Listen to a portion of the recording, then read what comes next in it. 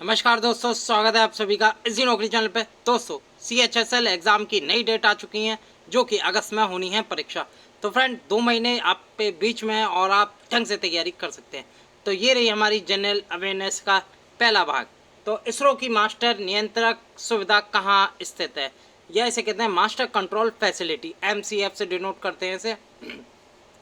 और इसका काम भी बताऊंगा मैं। फिलहाल भारत में 2 जगह स्थित है।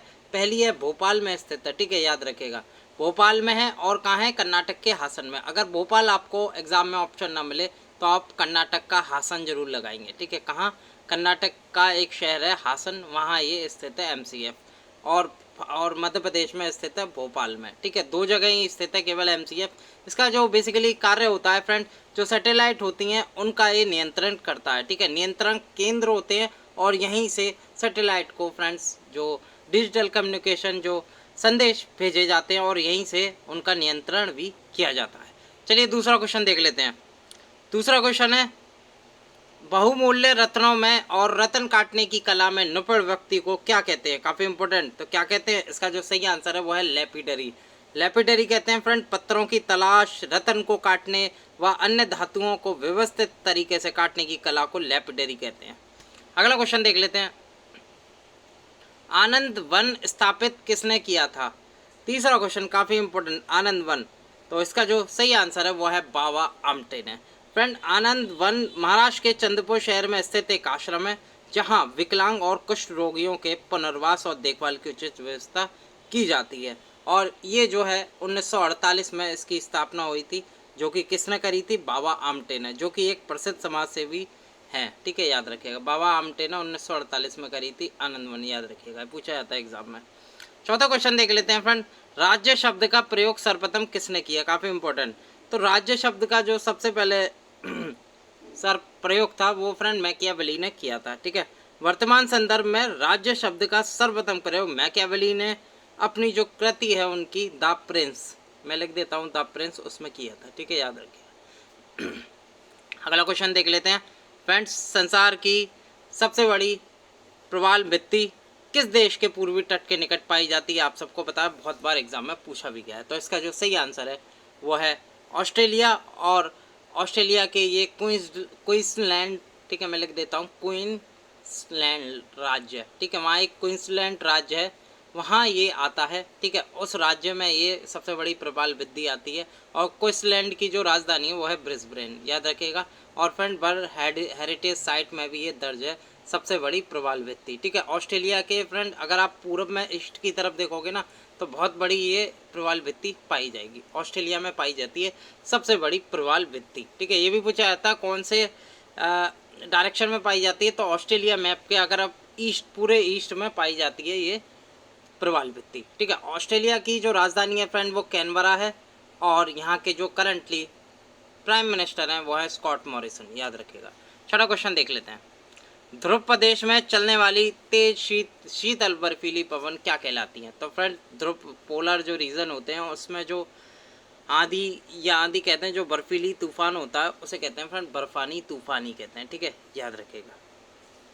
अगला क्वेश्चन देख लेते हैं, सातवां क्वेश्चन। खमीर या कहते हैं ईस्ट एक जटिल एंजाइम की क्रिया द्वारा किण्वन करता है, तो उस एंजाइम का नाम क्या है जिसके द्वारा ये किण्वन करता है, ठीक है। तो उसका नाम है फ्रेंड जाइमेज। 7 का जो सही आंसर है वो है बी, जाइमेन के द्वारा ये किण्वन करता है खमीर। ये कई बार एग्जाम में पूछा गया है, याद रखिएगा। आठवां क्वेश्चन देख लेते हैं। वर्ष 1949 में आदर्श कारागार के रूप में किस कारागार को बदल दिया गया? यानी कि एक तरह का जो कारागार था, जो जेल थी, उसका नाम आदर्श कारागार था, अब उसे किस नाम से बदल गया गया? तो वो है फ्रेंड लखनऊ का केंद्रीय कारागार, ठीक है। लखनऊ में स्थित है, जो कि उत्तर प्रदेश की राजधानी है लखनऊ। और उत्तर प्रदेश के करंटली CM है योगी आदित्यनाथ। और यहाँ के जो राज्यपाल हैं वो है आनंदीबेन पटेल, ठीक है, आनंदीबेन पटेल यहाँ की राज्यपाल है। अगला क्वेश्चन देख लेते हैं, 9वां क्वेश्चन। निम्नलिखित में से कौन सा मलेरिया का वाहक है? काफ़ी इंपॉर्टेंट क्वेश्चन। तो इसका जो सही आंसर है वह है मादा एनाफिलीज मच्छर, जो कि मलेरिया का वाहक है, याद रखिएगा, ये पूछा जाता है एग्जाम में। 10वां क्वेश्चन देख लेते हैं। उस ग्रंथि का नाम बताइए जो बहिःस्रावी और अंतःस्रावी दोनों के गुण होते हैं या दोनों कार्य करती है, तो वो है फ्रेंड अग्नाशय ग्रंथि, या ऐसे कहते हैं पेनक्रियाज, जिसमें बहिःस्रावी और अंतःस्रावी दोनों कार्य करती है अग्नाशय। ठीक है, याद रखिएगा। 11वां क्वेश्चन देख लेते हैं। जैविक जीवन समर्थन किसके लिए विकसित किया गया है? तो किसके लिए विकसित किया है? ये एक तरह का फ्रेंड स्पेस के लिए, जो स्पेस विमान होते हैं, अंतरिक्ष विमान होते हैं, उनके लिए विकसित किया गया है। 12वां क्वेश्चन देख लेते हैं। रानी महल संग्रहालय स्थित है, काफ़ी इंपोर्टेंट पूछा गया एग्जाम में। तो फ्रेंड कहाँ स्थित है? उत्तर प्रदेश के किस जिले में? तो ये स्थित है फ्रेंड उत्तर प्रदेश के झांसी में। और झांसी कहाँ पड़ता है फ्रेंड? ये उत्तर प्रदेश का डिस्ट्रिक्ट है और यहीं रानी महल संग्रहालय स्थित है। ठीक है, झांसी की रानी से आप देख सकते हैं रानी महल, तो झांसी में स्थित है। ठीक है, कन्फ्यूज मत होइएगा, झांसी की रानी या रानी महल संग्रहालय झांसी में स्थित है। और झांसी जो है उत्तर प्रदेश का एक जिला है, 75 जिले हैं टोटल उत्तर प्रदेश में। और उत्तर प्रदेश के जो मुख्यमंत्री हैं वो हैं योगी आदित्यनाथ और यहाँ की गवर्नर है आनंदीबेन पटेल। ठीक है, याद रखिएगा। 13वां क्वेश्चन देख लेते हैं। निम्नलिखित में से किसका निर्माण फिरोज शाह तुगलक ने नहीं किया? तो किसका निर्माण फिरोज शाह तुगलक ने नहीं कह रहा था? तो इसकी जो सही आंसर है वो है फ्रेंड्स तुगलकाबाद। तुगलकाबाद फिरोज शाह तुगलक ने नहीं किया था और ये बसाया था फ्रेंड्स मोहम्मद बिन तुगलक के द्वारा। और बाकी जो फिरोज शाह तुगलक ने करे थे वो जौनपुर, फिरोजाबाद, फतेहाबाद। ठीक है, याद रखिएगा।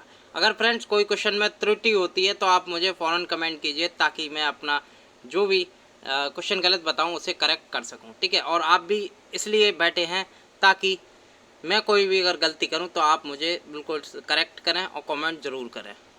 14वां क्वेश्चन देख लेते हैं। निम्नलिखित में से किसने अंग्रेज़ों को भारत में अपनी फैक्ट्री स्थापित करने की अनुमति दी थी? तो किसने दी थी? कई बार एग्जाम में पूछा गया, तो ये दी थी सर्वप्रथम जहांगीर ने, जो कि अंग्रेज़ों को भारत में अपनी पहली फैक्ट्री, और अंग्रेज़ों की जो पहली फैक्ट्री थी वो सूरत में इस्टेब्लिश हुई थी। ठीक है, याद रखना।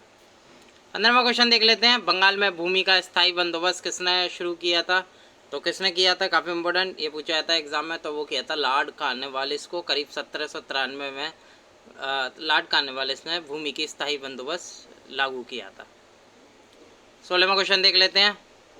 छत्रसाल संग्रहालय किस जिले में स्थित है? तो किस जिले में स्थित है? इसका जो सही आंसर है वो है बांदा जिले में स्थित है, उत्तर प्रदेश के। बांदा एक जिला है उत्तर प्रदेश का। उत्तर प्रदेश के जो मुख्यमंत्री हैं वो हैं योगी आदित्यनाथ और यहाँ की गवर्नर हैं आनंदीबेन पटेल। अगले क्वेश्चन पे चलते हैं, 17वें पे।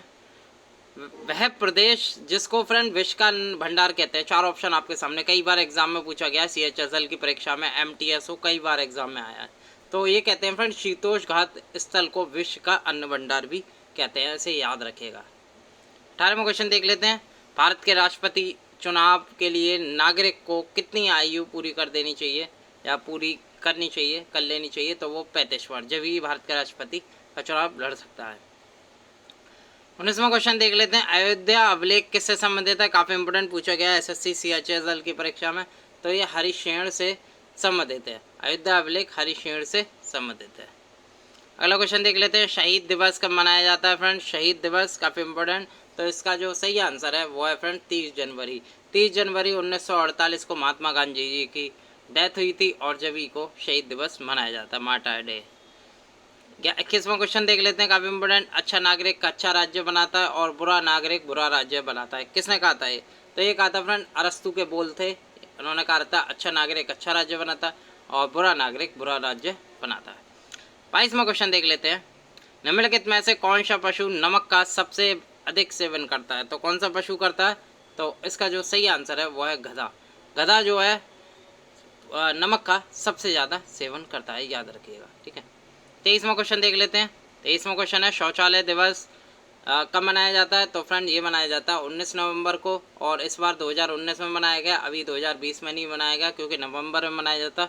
और 2019 की जो थीम थी वो थी नो वन लिविंग बिहाइंड। ठीक है, किसी को पीछे मत छोड़ना, नो वन लिविंग बिहाइंड। ठीक है, याद रखना, ये इसकी थीम थी और 19 नवंबर को बनाया जाता है।